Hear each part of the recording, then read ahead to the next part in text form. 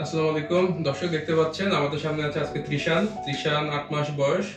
বিগত 17 তারিখে ত্রিশান পেটে ব্যথা, যন্ত্রণা, বমি এবং পায়খানা রাস্তা দিয়ে রক্ত যাওয়া এই সমস্যার জন্য তারা গাজীপুর থেকে এসেছিল আমাদের কাছে। তো বাকিটা ত্রিশানের বাবা এবং মা আছেন আমাদের সামনে। কি হয়েছিল ওই রাতে আমরা একটু জানি। রাতে হয়েছিল আপনার এক দ্বারা বমি ছিল। হ্যাঁ, বমির পরে বমির পরে অনেক পেট ব্যথা করতেছিল। পেট ব্যথার পরে আবাসে হাসপাতালে গেছিলাম। হাসপাতাল থেকে স্যারে বলতেছে ইমিডিয়েটলি অপারেশন করতে হবে।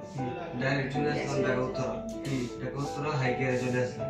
তারপর ম্যানেজার যোগাযোগ করে আপনার কাছে ফোন দিয়েছে পরে ফোন দেওয়ার পরে কথা সব ফাইনাল করে তারপর আর কি অপারেশন ভর্তি হয়ে যান ওখানে। ভর্তি হইলাম, তারপর প্রস্তুতি নিলাম আর কি। হ্যাঁ, এবং আমরা ইমার্জেন্সি ভাবে ওই রাতে ইমার্জেন্সি ভাবে অপারেশন করা হয় প্রায় 10টার দিকে।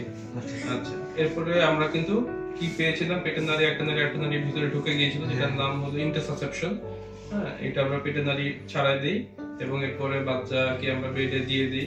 এরপরে 2-3 দিন ভর্তি থাকার পরে বাবা আস্তে আস্তে সুস্থতার দিকে ফিরে আসে।